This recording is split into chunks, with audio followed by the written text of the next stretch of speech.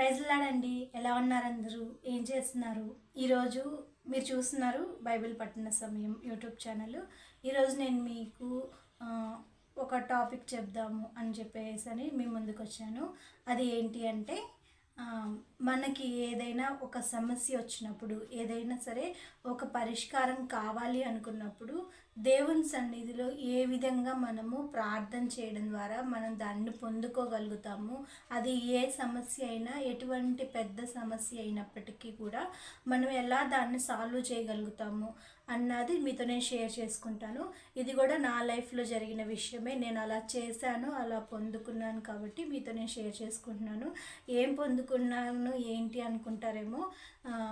నేను నిన్న సాక్ష్యం చెప్పిన రీతిగానే పాప ప్రెగ్నెన్సీ టైంలో నేను ఈ విధంగానే నేను ప్రేయర్ చేసుకున్నాను. ఆ తర్వాత బాబుని నేను ప్రెగ్నెంట్ అవ్వడానికి ముందు ఈ విధంగానే నేను ప్రేయర్ చేసుకున్నాను. ప్రేయర్ చేసుకొని దేవుని దగ్గర నేను సమాధానం తీసుకున్నాను కాబట్టి నేను తర్వాత ప్రెగ్నెన్సీ బాబుని నేను కనగలిగాను అనమాట. దేవుడు నాకు బహుమానంగా ఇచ్చాడు. అలానే మన ఇంట్లో మనకి ఈ సమస్య అని మనకి ఒకటి ఉంటుంది కదా. అది ఏదైనా సరే ఆర్థికంగా కావచ్చు, లేకపోతే అప్పుల బాధలు అయి ఉండొచ్చు, లేకపోతే అది ఇట్లానే నాకులాగే ఒకవేళ గర్భఫలం లేక ఇబ్బంది పడుతున్న వాళ్ళు అయి ఉండొచ్చు. అట్లాంటిది ప్రతి ఒక్కరింటిలో ఒక సమస్య అయితే గ్యారంటీ ఉంటుంది. ఆ సమస్య నుంచి మనం ఏ విధంగా బయటపడగలం, ఏ విధంగా బయటపడితే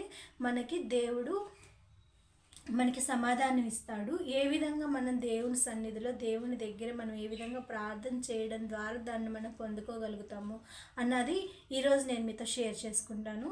అది మీరు ఏ రోజైనా సరే ఒక రోజుని మీరు ఖచ్చితంగా సరే ఒక రోజుని డెడికేట్ చేయాలి దేవునికి.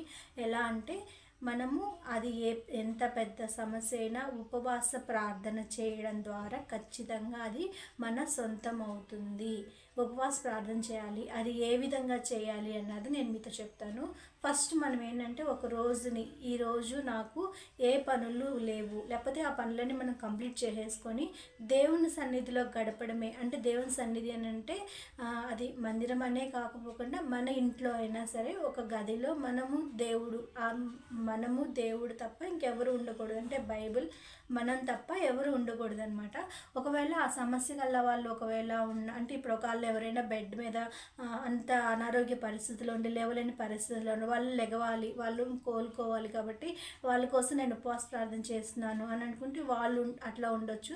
అట్లా మనము దేవుడు తప్ప సమస్య కలిగిన వాళ్ళు తప్ప మనము ఉండకూడదు అనమాట. ఉండకూడదని నేను ఎందుకు అంటున్నానంటే మనకి సంబంధం అన్నది వాళ్ళిద్దరి మధ్యనే ఉండాలి. అంటే దేవునికి మనకే ఉండాలి. కానీ ఎదుటి వేరే వాళ్ళ వల్ల ఒకవేళ మనం డిస్టర్బ్ అవ్వచ్చు, అలా అవ్వచ్చు అనమాట. నేనైతే ఏం చేస్తానంటే మా హస్బెండ్ మార్నింగ్ స్కూల్కి వెళ్ళిపోతారు కాబట్టి నేను 10 నేను టైం ఫిక్స్ చేసుకున్నాను. 10 గంటలకి నేను ఆ రోజు దేవుని సన్నిధిలో కూర్చోవాలి. ఈవినింగ్ వరకు నేను ఒక మధ్యాహ్నం 3 వరకు నేను ఫిక్స్ చేసుకున్నాను అనమాట టైము. అంటే ఉదయం 10 గంటల నుంచి మధ్యాహ్నం 3 వరకు నేను దేవుని దగ్గరే గడపాలి, దేవుని పాదాల దగ్గరే నేను గడపాలి అని చెప్పేసి నేను అలా ప్రేయర్ చేసుకుని డిసైడ్ చేసుకున్నాను. ఆ రోజు ఖచ్చితంగా నేను తలస్నానం చేశాను. ఎందుకంటే దేవుని సన్నిధిలో ఉపవాస ప్రార్థన చేసినప్పుడు మనకి బైబిల్లో ఉంటుంది కదా, మనం తలస్నానం చేయాలి అని. కాబట్టి ఆ రోజు మనం తలస్నానం చేయాలి. తలస్నానం చేసి మన పనులన్నీ ఏమన్నా ఉండే ఆ 10 లోపే కంప్లీట్ చేసుకోవాలి. ఆ రోజు మనము ఒక్క మంచినీళ్ళు తప్ప, ఒకవేళ మీకు నీరసంగా అట్లా అనిపిస్తే లెమన్ వాటరు అట్లా ఏమన్నా సరే తీసుకోవచ్చు, లిక్విడ్ తీసుకోవచ్చు. అట్లాగా మనం ఒక పక్కన అవి పెట్టుకొని మనం ప్రేయర్ స్టార్ట్ చేసుకోవాలన్నమాట. అది ఎలా అన్నది చెప్తాను. మార్నింగ్ 10కి నేను స్టార్ట్ చేశాను అన్నాను కదా. ఫస్ట్ ఏం చేశాను అని అంటే పాటలు పాడుకున్నాం. మనకు వచ్చిన పాటలు ఏమన్నా ఉంటాయి కదా, అలా మనము దేవుణ్ణి స్తుతించాలన్నమాట. దేవుణ్ణి స్తుతించి మనం పాటల ద్వారా దేవుణ్ణి స్తుతించాలి. ఆ విధంగా నేను ఒక 2 పాటలు అలా పాడుకొని అయిపోయిన తర్వాత ఫస్ట్ బైబిల్లో ఒక అధ్యాయం, మనము ఏ అధ్యాయం అయినా సరే మనం ఒక అధ్యాయం చదువుకోవాలి. ఒక అధ్యాయం చదువుకున్న తర్వాత కొత్త నిబంధన గ్రంథంలో అయినా పర్వాలేదు, ఏదైనా, లేకపోతే మన డైలీ పోర్షన్ అయి ఉండొచ్చు. మన డైలీ పోర్షన్లో అయినా సరే ఒక అధ్యాయం మనం చదువుకున్న తర్వాత మనము ప్రేయర్ స్టార్ట్ చేయాలన్నమాట. ఆ విధంగా ఎట్లా ప్రేయర్ చేయాలి అని అంటే, ఫస్ట్, దేవా, నేనేమన్నా నీకు యోగ్యంగా పనులు చేయలేదేమో, మీకు అయిష్టకరంగా నేను ఏమన్నా జీవించానేమో, లేకపోతే నాలో ఏమన్నా సరిచేసుకోవాల్సిన తప్పులు ఏమన్నా ఉన్నాయేమో, నేను మీకు అయిష్టకరంగా జీవించిన జీవితంను నేను మీ దగ్గర ఒప్పుకుంటున్నాను. నేను ఇలా జీవించాను, నేను అలా ఉన్నాను, నేను మీకు ఇష్టం లేకుండా నేను ఈ పనులు చేశాను. అంటే మనం టీవీ చూడడం అట్లా ఉంటాయి కదా, నేను ఈ పనులు చేశాను, మీకు అయిష్టకరమైనవి నా జీవితంలో ఇవి ఉన్నాయి, వీటిని నేను మీ సన్నిధిలో నేను ఒప్పుకుంటున్నాను అని చెప్పేసి మనం ఒప్పుకోలు ప్రార్థన అంటారు. అలా మన తప్పుల్ని, మన పాపములను, మన అపరాధములు ఏమన్నా దేవునికి మనకి అడ్డుగా ఏమన్నా ఉంటే అటువంటి వాటన్నిటిని మనం దేవుని సన్నిధిలో ఫస్ట్గా మనము ఒప్పుకొని వాటిని మనము విడిచిపెట్టేసేయాలి. ఆ విధంగా మన దేవుని సన్నిధిలో మనము ఆ విధంగా ప్రార్థన చేసినప్పుడు అప్పుడు దేవునికి మనకి సమాధానం వస్తుందన్నమాట. అంటే నేను చేసినటువంటి తప్పులు, నేను చేసినటువంటి పాపములు అట్లాంటి ఏమన్నా ఉన్నా కూడా వాటన్నిటిని దేవుని సన్నిధిలో కన్నీటితో మనం ప్రార్థన చేసి ఒప్పుకోవడం ద్వారా మనకి సమాధానం కలుగుతుంది. మనసుకి ప్రశాంతంగా అనిపిస్తుంది. మన హృదయం అన్నది తేలికైపోయినట్లుగా అనిపిస్తుంది. దేవునికి మనకి ఎటువంటి అడ్డులు ఆటంకాలు లేవు. దేవునికి నాకు సరైన సంబంధం ఉంది అన్న ఫీలింగ్స్ మనకు కలుగుతుందన్నమాట. మనం ఒప్పుకోలే ప్రార్థన ద్వారా మన పాపములన్నిటిని అట్లా మనం దేవుని దగ్గర సన్నిధిలో ఒప్పుకున్నప్పుడు మనకు జరిగే కార్యక్రమం అనమాట. అది అయిపోయిన తర్వాత మళ్ళీ కొంచెం సేపు, అంటే అది మనము మన ప్రార్థన అన్నది అప్పుడు ఒప్పుకోలు ప్రార్థన అన్నది మనకి ఒక 1 అవర్ అన్న పట్టచ్చు, లేకపోతే హాఫ్ అన్ అవర్లో అయినా పట్టచ్చు. అలా కంటిన్యూ చేసుకోవాలి. ఒప్పుకోలు ప్రార్థన అయిపోయిన తర్వాత మళ్ళీ మనము ఒక చిన్న పాట పాడుకొని మళ్ళీ దేవుని వాక్యం చదివిన తర్వాత మళ్ళీ డైలీ పోర్షన్లో ఇంకొక అధ్యాయం చదవడము. అట్లాగా ఒకవేళ మీకు వీలు కుదిరితే ఒక 2-3 అధ్యాయాలు, ఎందుకంటే మనం 3 గంటల వరకు, మధ్యాహ్నం 3 గంటల వరకు దేవుని సన్నిధిలో గడపాలి అనుకుంటున్నాం కాబట్టి పాటల ద్వారా మనం దేవుని సన్నిధిలో గడపచ్చు, అలానే వాక్యం చదవడం ద్వారా దేవుని సన్నిధిలో గడపచ్చు, అలానే ప్రార్థన చేయడం ద్వారా. అయితే పాటలు పాడడం, వాక్యం చదవడం, ఈ రెండింటికన్నా ముఖ్యంగా మనం ప్రార్థన చేయడం. ఎందుకంటే ఉపవాస ప్రార్థన కాబట్టి మనం ప్రార్థనకి ఎక్కువ ప్రాధాన్యత ఇవ్వాలి కాబట్టి ఫస్ట్ ఎక్కువగా మనము ప్రార్థన చేయాలన్నమాట. అట్లా మళ్ళీ ఒక పాట పాడుకొని ఒక అధ్యాయం బైబిల్ చదువుకున్న తర్వాత మనము ప్రార్థన చేయడం స్టార్ట్ చేయాలి. ఇప్పుడు ఏమైనా ప్రార్థన చేయాలి అని అంటే, దేవుణ్ణి మనము స్తుతించాలి. ఎలాగా అంటే, దేవా, నువ్వు గొప్పవాడివి, నువ్వు మహోన్నతుడివి. ఎందుకంటే ఆయన సింహాసనాసీనుడు, భూమి తన పాదపీఠంగా ఉంది, ఆకాశం తన సింహాసనంగా ఉంది. ఆయన ఎంత ఉన్నతమైన వాడు అన్నది మనకు తెలుసు. మహాఘనుడు, మహోన్నతుడు, పరిశుద్ధుడు. కాబట్టి మనము దేవుణ్ణి స్తుతించాలన్నమాట. మనము స్తుతించిన తరువాత ఏం చేయాలి అని అంటే, మన సమస్యలు ఏమన్నా ఉంటాయి అవి ఖచ్చితంగా దేవుని దగ్గర మనం చెప్పుకోవాలి. దేవా, నాకు ఇప్పుడు గర్భఫలం లేదు, నేను ఇట్లా నిందలు పడుతున్నాను, అవమానాలు పడుతున్నాను, ఈ గర్భంను మీరు మాత్రమే నాకు ఇవ్వగలరు, యెహోవా ఇచ్చు బహుమానం అని చెప్పారు. మీ దగ్గర నుంచే నేను పొందుకోగలుగుతాను. మీరు ఒక్క నిమిషము నా మీద కనికరిస్తే నాకు ఖచ్చితంగా గర్భఫలం కలుగుతుంది. కాబట్టి నాకు గర్భఫలం కావాలి అని చెప్పేసి నేను ప్రార్థన చేయడం జరిగింది. ఇంకా మనకి సమస్యలు, మన ఇంట్లో ఆర్థిక పరిస్థితులు ఇలాంటివి ఉంటాయి కదా, ఏదైనా సరే మనకి ఏది కావాలో దానిని మనము దేవుని దగ్గర అడగాలన్నమాట. ఇది ఒక 1 అవర్ జరగవచ్చు. ఆ 1 అవర్ ప్రార్థనలో మనం గడపాలి. దేవా, నాకు అది కావాలి, లేదు ఏమంటారు, బంధువుల రక్షణ కొరకు, మన ఇంటి వారి రక్షణ కొరకు, మనకు కావాల్సినటువంటి సమస్యల పరిష్కారం కొరకు, ఈ విధంగా మనం ఒక లిస్ట్ లాగా రాసుకొని లేకపోతే మన మైండ్లో పెట్టుకొని అవన్నీ దేవుని సన్నిధిలో మనం అడుగుతూ రావాలన్నమాట. ఈ విధంగా మనం అయిపోయిన తర్వాత ఫస్ట్ ఏంటిది, ఒప్పుకోలు ప్రార్థన. అంటే దేవునికి మనకి మధ్య ఏవైతే అడ్డుగా ఆటంకంగా ఉన్నాయో, దేవుడు మనలో నచ్చకుండా అయిష్ట కార్యాలు మనం ఏమన్నా చేస్తున్నా, అది మన చూపుల ద్వారా కావచ్చు, తలంపుల ద్వారా కావచ్చు, మాటల ద్వారా కావచ్చు, వీటన్నిటి ద్వారా మనం ఏమన్నా తప్పులు చేస్తున్నామా, దేవుణ్ణి ఎక్కడైనా బాధ పెడుతున్నామా, ఆయాస పెడుతున్నామా అని చెప్పేసి దేవుని దగ్గర వాటన్నిటిని ఒప్పుకోవడము అది ఒప్పుకోలు ప్రార్థన. ఆ తర్వాత మనకి ఏం కావాలి అన్నది మనము ప్రార్థించడం. ఫస్ట్ దేవుణ్ణి స్తుతించాలి, ఆ ప్రార్థనలో దేవుణ్ణి స్తుతించిన తర్వాత మనకి ఏది కావాలి ఏంటి అని చెప్పేసి మనం దేవుని దగ్గర అడగాలి. ఈ విధంగా జరుగుతుందనమాట. ఇది 1 అవర్ అన్నా కావచ్చు, 2 అవర్స్ అన్నా కావచ్చు, మీరు చేసే ప్రేయర్ని బట్టి ఉంటుందన్నమాట. అంటే మీకు దేవునికి ఉన్న సంబంధం బట్టి అన్ని గంటలు అన్నవి సాగుతూ ఉంటాయి. తర్వాత మనం మళ్ళీ కొంచెం బ్రేక్ ఇచ్చిన తర్వాత మళ్ళీ ఒక పాట పాడుకోవడము, మళ్ళీ బైబిల్ చదువుకోవడము.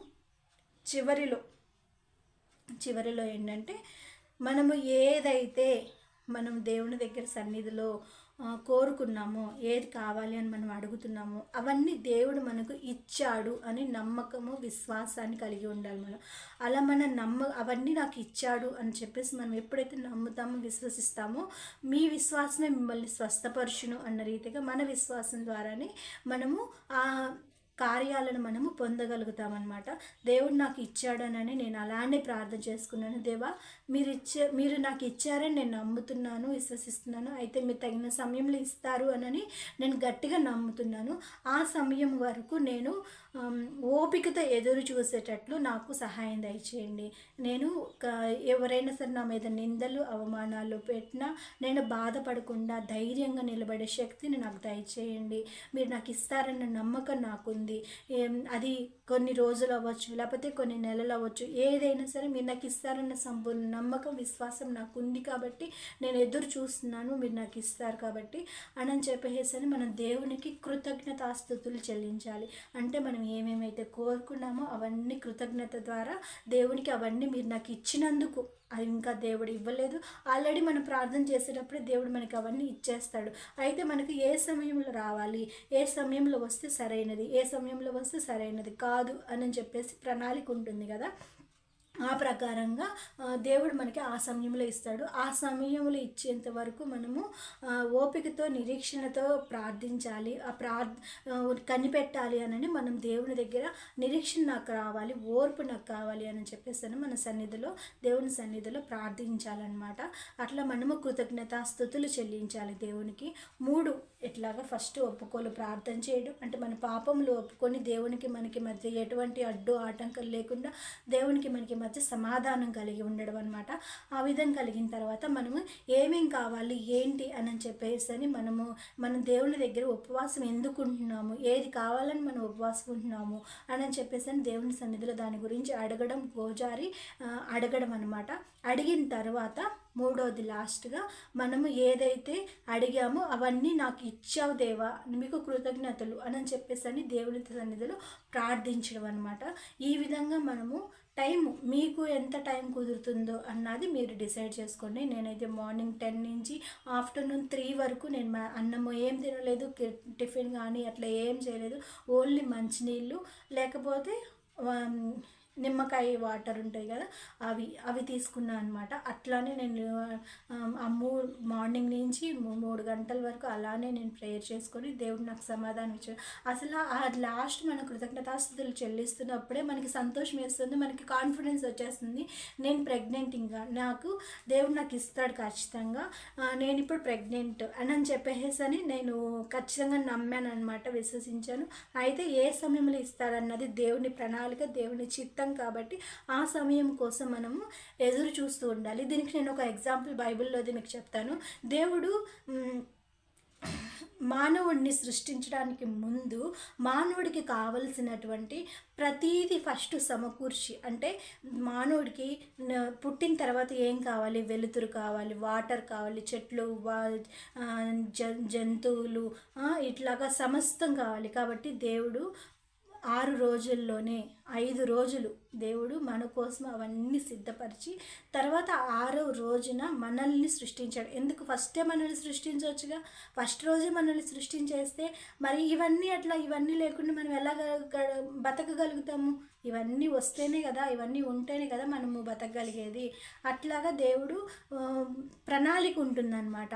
6వ రోజు ఇవన్నీ మనకి సమస్తం సృష్టించేసి భూమి మీద మనకి ఏమేం కావాలి, ఒక మానవుడిగా మనం భూమి మీద నివసించడానికి కావాల్సినవి అన్నీ ముందుగా దేవుడు సిద్ధపరిచిన తరువాతనే మనల్ని దేవుడు సృష్టించాడనమాట 6వ రోజున. నేను కూడా నా బాబు విషయంలో అలానే అనుకుంటాను. ఎందుకనంటే మా ఆర్థిక పరిస్థితుల్లో అంటే బిడ్డని పోషించలేమేమో, బిడ్డని హాస్పిటల్కి వెళ్ళడానికి కూడా ఖర్చులు లేని పరిస్థితులు అలా ఉన్నాయి అనమాట. అలా ఉన్నప్పుడు మరి దేవుడు ఒకవేళ బిడ్డని ఇస్తే ఎలా చూసుకుంటాం మనం. కాబట్టి ఇంటికి సంబంధించిన అంటే బాబుకి ఏమేమి అవసరం ఏంటి అని చెప్పేసరి ముందుగానే అన్నీ సమకూర్చి ఇంట్లో ఈ వస్తువు లేదు అనకుండా అన్ని వస్తువులు చిన్నగా దేవుడు సమకూర్చాడు. లాస్ట్లో కారు కూడా సమకూర్చాడు అనమాట. కారు ఎందుకంటే అనుకోకుండా సెకండ్ హ్యాండ్ కారు, మేము first white car second hand కొనుక్కున్నాము. కరోనా రాలేదు ఇంకా జనవరి టైంలో మేము కొనుక్కుంది కారు అన్నది. అనుకోకుండా మేము అది కారు కొనుక్కోవాల్సి వచ్చింది. కారు కొనుక్కున్నా అంటే మాకు స్తోమత కాదు, కానీ ఎందుకో దేవుని ప్రణాళిక అయితే నాకు తర్వాత అర్థమైందనమాట కారు ఎందుకు కొనుక్కున్నాము అన్నది. నా దగ్గర ఉన్నటువంటి గోల్డ్ని తాకట్టు పెట్టి అది కొనుక్కున్నాం అనమాట. పరిస్థితి కొనుక్కోవాల్సిన అవసరం కూడా లేదు మామూలుగా, కానీ వచ్చింది, తక్కువ మనీకి వచ్చింది, ఓకే బాగుంది, యూజ్ అవుతుంది అన్న ఉద్దేశంతో సరే అని చెప్పేసి కొనుక్కున్నాము. జనవరిలో మేము కొనుక్కుంది 2020 జనవరిలో కొనుక్కున్నాం మేము కారు. నేను ప్రెగ్నెన్సీ ఎప్పుడైంది మీకు మొన్న సాక్ష్యం చెప్పిన రీతిగా 2020 మే నెలలో నేను ప్రెగ్నెంట్. అప్పటికే మనకి కరోనా వచ్చి లాక్డౌన్ వచ్చేసి బస్సులు కానీ ఆటోలు కానీ అవి ఏవి తిరిగే పరిస్థితులు కాదు. మరి ఇప్పుడు నేను ప్రెగ్నెంట్ అయినప్పుడు హాస్పిటల్ చూపించుకోవాలంటే పరిస్థితులు ఎట్లా ఉన్నాయి, రోడ్ల మీద కార్లు కానీ బస్సులు కానీ ఆటోలు కానీ ఏం తిరిగే పరిస్థితి కాదు కదా. ఒకవేళ మనం అందులో వెళ్ళినా కూడా సేఫ్టీ కాదు కదా. కాబట్టి దేవుడు ముందుగా ప్రణాళికను పెట్టి కారుని ముందుగా సిద్ధపరిచాడు. కాబట్టి మేము ఆ కారులోనే మన హాస్పిటల్కి వెళ్ళడము, చూపించుకోవడం, మళ్ళీ ఆ కారులోనే రావడము అలా జరిగింది. అంటే దేవుడికి ముందే తెలుసు అనమాట ఈ అమ్మాయికి లేకపోతే తనకి మే నెలలో నేను ప్రెగ్నెన్సీ కన్ఫర్మ్ చేస్తాను. కాబట్టి హాస్పిటల్కి ఆ టైంలో కరోనా వస్తుంది కాబట్టి అప్పుడు ఏమి ఫెసిలిటీస్ ఉండవు. అదే కారు ఉంటే మీకు ఇబ్బంది లేకుండా ఉంటుంది, తనకి ఇబ్బంది లేకుండా ఉంటుంది వెళ్ళి రావడానికి అని. సెకండ్ హ్యాండ్దే కొంచెం చిన్న ప్రాబ్లమ్స్ ఉన్నప్పటికీ కూడా దేవుడు దాన్ని అనుమతించాడు. బడ్జెట్కి తగ్గట్లేదు దేవుడు దాన్ని అనుమతించాడు. అలాగా నా ప్రెగ్నెన్సీకి అది దేవుడు సమకూర్చాడనమాట. మనకి బైబిల్ రోమాపత్రిక 8వ అధ్యాయం 28లో జరుగుతుంది కదా, మేలు కలుగుటకే దేవుడు సమస్తమును సమకూర్చి జరుగును అన్న రీతిగా నా జీవితంలో మేలు కలగడానికి సమస్తాన్ని సమకూర్చాడనమాట దేవుడు. అలాగా నేను ఎగ్జాంపుల్ మీకు అర్థం అవడానికి అని చెప్పాను నేను. కాబట్టి మీ సమస్య ఏదైనప్పటికీ మీరు ఈ విధంగా ప్రార్థన చేయడం ద్వారా అది ఖచ్చితంగా మీరు పొందగలుగుతారు. అది నేనైతే గ్యారెంటీ చెప్తున్నాను, ఎందుకంటే నేను పొందగలిగాను. మీ నా నిజ జీవితంలో కూడా చూస్తున్నారు కాబట్టి నేను చెప్తున్నాను. ఇది నేను కావాలని ఇట్లా చేయండి వస్తుందని ఊహించడం కానీ లేకపోతే భ్రమపరచడానికి కాదు చెప్పేది, ఖచ్చితంగా జరుగుతుంది. కాబట్టి దేవుని మీద నాకు నమ్మకం విశ్వాసం ఉంది. కాబట్టి మీకు కూడా ఏ సమస్య ఉన్నా కూడా అది ఖచ్చితంగా దేవుడు ఇస్తాడన్న నమ్మకం విశ్వాసంతోనే నేను నా జీవితంలో జరిగింది, మీ జీవితంలో కూడా జరుగుతుంది. ఈ విధంగా ప్రార్థన చేయండి. ఈ విధంగా చేసిన తర్వాత మీకు ఖచ్చితంగా మీరు పొందగలుగుతారు, అది నేను గ్యారంటీ ఇస్తాను అని చెప్పేసి నేను చెప్తున్నాను అనమాట. ఇది ఈరోజు అయితే వీడియో మీకు ఎలా అనిపించిందో చెప్పండి. మీరు పెడుతున్న కామెంట్స్ని బట్టి నేను చాలా ఎంకరేజ్ అవుతుంది. ఎందుకంటే ఒక్కరైనా సరే నేను చెప్పే వీటి విషయాల్లో ఈ టాపిక్స్ నేను చెప్తున్నప్పుడు ఒక్కరైనా సరే మీ వాక్యం ద్వారా నేను ఆదరించబడుతున్నాను, మీ మాటల ద్వారా నేను బలపరచబడుతున్నాను అని చెప్పినప్పుడు అది మనకి చాలా సంతోషం వేస్తుంది అనమాట. ఎందుకంటే ఒక ఆత్మని రక్షించడం అయినా సరే దేవుని దృష్టిలో చాలా గొప్పది. అట్లాగా మనము ఒకళ్ళు కృంగిపోతున్న పరిస్థితుల్లో లేకపోతే బాధపడుతున్న పరిస్థితుల్లో మనం చెప్పే మాటలు వాళ్ళకి ఊరటను కలిగిస్తే ఒట్టి మాటలే కాదు దేవుడి చేతలు కూడా చేస్తాడు. కాబట్టి ఖచ్చితంగా దేవుడు చేస్తాడు అనే నమ్మక విశ్వాసం ఉంది. కాబట్టి నేను ఇంత గట్టిగా నేను చెప్తున్నాను అనమాట. మీ జీవితాల్లో కూడా ఈ విధంగానే మీరు ప్రణాళిక పెట్టుకొని ఈ విధంగానే మీరు ఉపవాస ప్రార్థన కలిగి ఉండి ఇక్కడ మీరు ఫోన్స్ కానీ లేకపోతే వేరే ఏది మీరు యూజ్ చేయకూడదు. ఓన్లీ బైబిల్కి సంబంధించిన బైబిల్ చదవాలి, పాటలు పాడాలి, అంటే దేవునికి సంబంధించిన విషయాలు మాత్రమే మనం మన అనుమతించాలన్నమాట.